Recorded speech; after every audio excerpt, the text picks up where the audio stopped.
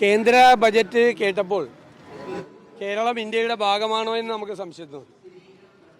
കാരണം കേരളത്തിനൊന്നുമില്ല. കേരളത്തിൽ നിന്നുള്ള കേന്ദ്രമന്ത്രിമാർ പറഞ്ഞത് എയിംസെങ്കിലും കിട്ടുമെന്നാണ് വിചാരിച്ചത്. അവർ നിരന്തരമായി എയിംസിനെ കുറിച്ചാണ് സംസാരിച്ചുകൊണ്ടിരുന്നത്. എയിംസും ഇല്ല, അതിവേഗ റെയിൽപാതയും ഇല്ല, കേരളത്തിന് വേണ്ടി ഒന്നുമില്ല. ഒരു തരത്തിലുള്ള ഒരു ആശ്വാസം കേരളത്തിന് നൽകുന്ന രീതിയിലുള്ള ഒരു പ്രഖ്യാപനവും ഇല്ല എന്നത് സങ്കടകരമാണ്. മാത്രമല്ല, പഴയ ഫിനാൻസ് കമ്മീഷൻ കേരളത്തിന് നൽകിയത് 1.92% മാത്രമാണ്. ഞങ്ങൾ 16ാമത് ഫിനാൻസ് കമ്മീഷൻ്റെ മുൻപാകെ കേരളത്തിന് വേണ്ടി അതിശക്തമായ നിലപാട് കേരളത്തിലെ പ്രതിപക്ഷം സ്വീകരിച്ചിട്ടുണ്ട്.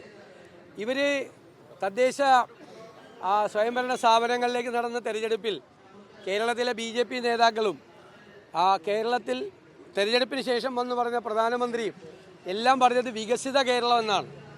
ഇങ്ങനെയാണ് ഇവർ കേരളത്തെ വികസിപ്പിക്കുന്നതെങ്കിൽ ഇതൊരു ജസ്റ്ററാണ്, ഇതൊരു മുന്നറിയിപ്പാണ്. ഇവർ എത്രമാത്രം അവഗണനയോട് കൂടിയാണ് നമ്മുടെ സ്റ്റേറ്റിനെ കാണുന്നത് എന്നുള്ളതാണ്. ഇവിടെ നടത്തിയ ഗീർവാണ പ്രസംഗങ്ങളും വികസിത കേരളത്തെക്കുറിച്ചുള്ള ഒരുപാട് സങ്കല്പങ്ങളും എല്ലാം മനഃപൂർവ്വമായിട്ട് കേരളത്തെ ഉപേക്ഷിക്കുന്ന ഒരു സമീപനമാണ്. അതിശക്തമായ പ്രതിഷേധം അക്കാര്യത്തിൽ ഏർപ്പെടുത്തുന്നു.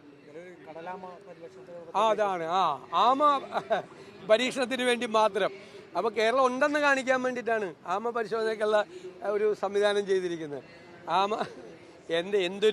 എങ്ങനെയാണ് ഒരു സംസ്ഥാനത്തെ ഇങ്ങനെ പരിഹസിക്കുന്നത്? എന്നിട്ട് ഇവർ എത്ര കേന്ദ്രമന്ത്രിമാർ എന്തെല്ലാമാണ് കേരളത്തിൽ വന്ന് അങ്ങോട്ടും ഇങ്ങോട്ടും പറഞ്ഞുകൊണ്ട് നടക്കുന്നത്, എന്തെല്ലാമാണ് പറയുന്നത്? അതാണ് അത്ഭുതകരമായ കാര്യം. അവർ പറയുന്നതും പ്രവർത്തിക്കുന്നതും തമ്മിൽ യാതൊരു ബന്ധമില്ല എന്നാണ് ഈ ബജറ്റ് ഒന്നുകൂടി തെളിയിക്കുന്നത്. കേന്ദ്ര ബജറ്റിലും റബ്ബർ കർഷകരെ, കോട്ടയത്തെ കർഷകരുടെ ഒരു പ്രധാന പ്രശ്നമാണ് റബ്ബർ കൃഷി. അതിന് 2 ബജറ്റുകളിലും വലിയ അവഗണനയാണ് ഉണ്ടായത്.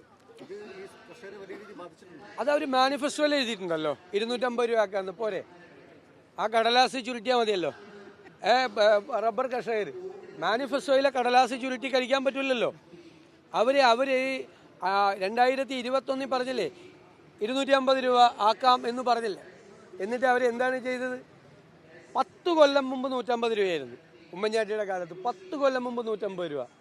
എന്നിട്ട് 10 കൊല്ലം കൊണ്ട് ആകെ വർദ്ധിപ്പിച്ചത് 50 രൂപയാണ്. 50 രൂപ ഒരു തരത്തിലും ആശ്വാസം നൽകാത്ത രീതിയിലാണ്. ആ 10 വർഷം കൊണ്ട് ഈ മേഖല മുഴുവൻ തകർന്നിരിക്കുകയാണ്. അത് കേന്ദ്രത്തിൻ്റെ സഹായമില്ല, സംസ്ഥാനത്തിൻ്റെ സഹായമില്ല. കാർഷിക മേഖല മുഴുവൻ തളർച്ചയിലാണ്.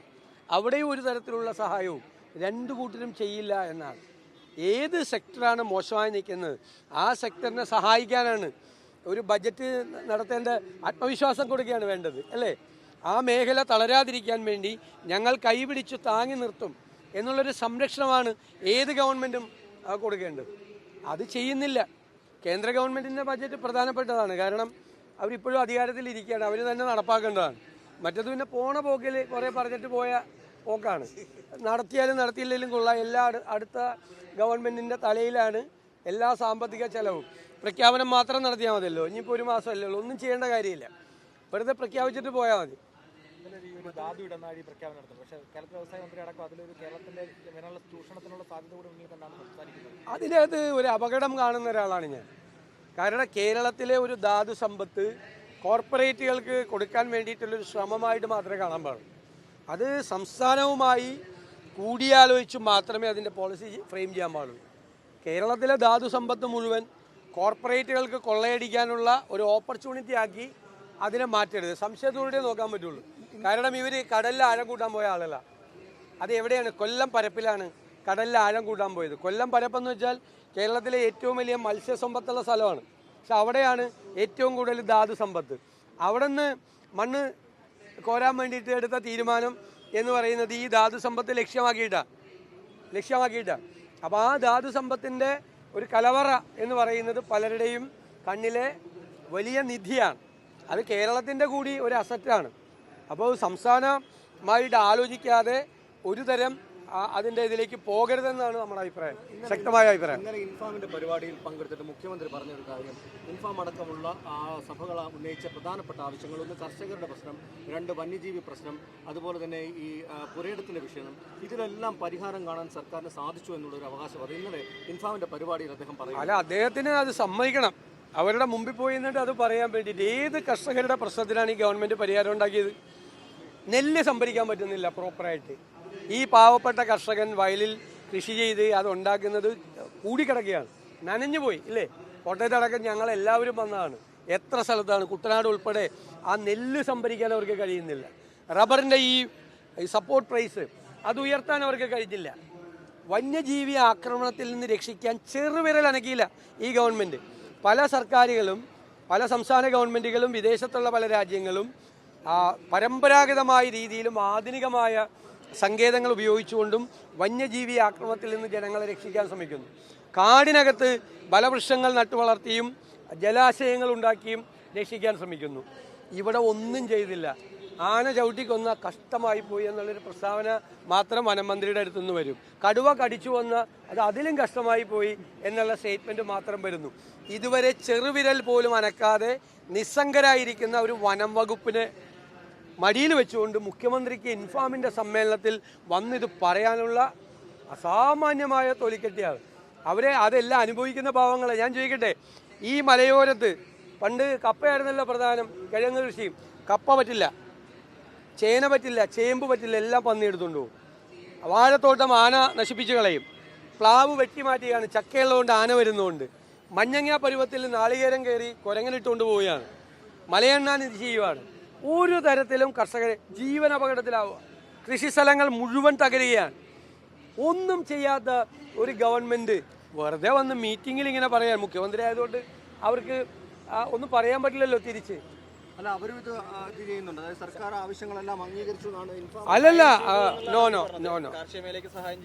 അല്ലല്ല, ഒന്നും പറയില്ല. ഞാൻ അതിൻ്റെ ഇൻഫാമിൻ്റെ സിൽവർ ജൂബിലി സമ്മേളനം ഉദ്ഘാടനം ചെയ്ത ഞാനാണ്. അവിടെ അവരതല്ല പറഞ്ഞത്. അവരവിടെ വളരെ വ്യക്തമായി കർഷകർ നേരിടുന്ന പ്രശ്നങ്ങളെക്കുറിച്ച് പറഞ്ഞു. പ്രതിപക്ഷവുമായിട്ടും അവർ ചർച്ച നടത്തി. ഞങ്ങളുടെ മുമ്പിലേക്കും അവർ ഒരുപാട് ഡിമാൻഡുകൾ, കാർഷിക മേഖലയുമായി ബന്ധപ്പെട്ട ഒരുപാട് ഡിമാൻഡുകൾ ഞങ്ങളുടെ മുമ്പിലേക്ക് വെച്ചിട്ടുണ്ട്. ഞങ്ങൾ പ്രതിപക്ഷം എന്നുള്ള നിലയിൽ കേരളത്തിലേക്ക് അധികാരത്തിലേക്ക് തിരിച്ചു വരുമെന്നുള്ള ഉറച്ച വിശ്വാസമുള്ളതുകൊണ്ട് ആ കാര്യങ്ങളിലൊക്കെ വ്യക്തമായ തീരുമാനം ഉണ്ടാകുമെന്ന് ഞങ്ങൾ ഉറപ്പ് കൊടുത്തിട്ടുണ്ട്. ആ ഉറപ്പ് മാത്രമേ ഉള്ളൂ. സർക്കാരിനെ ഈ വിഷയങ്ങളൊക്കെ വിമർശിച്ച ഒരാളാണ് താമരശ്ശേരി അദ്ദേഹത്തെ ഇന്നലെ മുഖ്യമന്ത്രി പുകഴ്ത്തി പറയുന്ന ഒരു സാഹചര്യമുണ്ട്. ഇതെല്ലാം ഈ സഭകളുടെ ഒരു പിന്തുണ പിടിച്ചു പറ്റാൻ വേണ്ടിയാണോ ഈ തെരഞ്ഞെടുപ്പ്? അല്ല, അതൊക്കെ രാഷ്ട്രീയ പാർട്ടികളല്ലേ, തെരഞ്ഞെടുപ്പല്ലേ. ഞാൻ അതിനെക്കുറിച്ചൊക്കെ കമൻറ്റ് പറയേണ്ട ആവശ്യമില്ല. പക്ഷെ അവരെല്ലാം അനുഭവിക്കുന്ന ജനവിഭാഗം മുഴുവൻ അവരുടെ കഷ്ടപ്പാടുകളും അവരുടെ ദുരിതവും അവരുടെ പ്രശ്നങ്ങളും അവർക്കറിയാം. ഈ സർക്കാർ വീണ്ടും അധികാരത്തിൽ വന്നാൽ അവരുടെ സ്ഥിതി എന്തായിരിക്കും എന്ന് കൃത്യമായ ബോധ്യമുള്ള ആളുകളാണ് നമ്മുടെ കേരളത്തിലെ ജനങ്ങൾ. ഓരോ വിഭാഗം ജനങ്ങൾ അവരത് കൃത്യമായ തീരുമാനം ആ കാര്യത്തിൽ എടുത്തോളും. ഞങ്ങൾക്ക് അതിൻ്റെ അത് ഒരു കുഴപ്പമില്ല. അപ്പോൾ അദ്ദേഹം ബിഷപ്പിനെ കുറിച്ച് നന്നായി പറഞ്ഞത് നന്നായി. പണ്ട് നികൃഷ്ടജീവി എന്ന് താമരശ്ശേരി ബിഷപ്പിനെ, ഈ ബിഷപ്പിനെ അല്ല, ഇതിനു മുമ്പുള്ള താമരശ്ശേരി ബിഷപ്പിനെ നികൃഷ്ടജീവി എന്ന് വിളിച്ച പിണറായിയുടെ നാവ് കൊണ്ട് നല്ല വാക്കുകൾ റെമീജിയസ് പിതാവിനെ പറ്റി പറയാൻ കഴിഞ്ഞിട്ടുണ്ടെങ്കിൽ നല്ല കാര്യമെന്നേ ഞാൻ പറയുള്ളൂ. ആരും ആരെക്കുറിച്ചും നല്ലത് പറഞ്ഞാൽ നമ്മൾ പ്രോത്സാഹിപ്പിച്ചേക്കാം. അതിന് ഞാൻ അതിൻ്റെ അകത്തൊരു തെറ്റൊന്നും കണ്ടെത്തുന്നില്ല. നല്ല കാര്യം ഇങ്ങനെ മാറ്റി പറഞ്ഞല്ലോ. പണ്ട് നികൃഷ്ടജീവി എന്ന് പറഞ്ഞ അതേ നാവ് കൊണ്ട് ഇങ്ങനൊരു നല്ല വർത്തമാനം പറഞ്ഞല്ലോ. നല്ല കാര്യം. എല്ലാവരും നല്ലത് പറയണമെന്നാണ് ഞാൻ ആഗ്രഹിക്കുന്നത്, ഞങ്ങൾ ആഗ്രഹിക്കുന്നത്, UDF ആഗ്രഹിക്കുന്നത്. ആരും തമ്മിൽ വഴക്കിടരുത്, ആരും തമ്മിൽ പോരുണ്ടാകരുത്, ജാതി മത വിഭാഗങ്ങൾ തമ്മിൽ തല്ലരുത്, എല്ലാവരും യോജിച്ച് പോകണം. അല്ലെ, ആര് യോജിച്ചാലും ഞങ്ങളതിനെ പിന്തുണയ്ക്കും, ആര് പിണങ്ങിയാലും ഞങ്ങൾക്ക് അതിൽ വിഷമവും. അതാണ് ലൈൻ.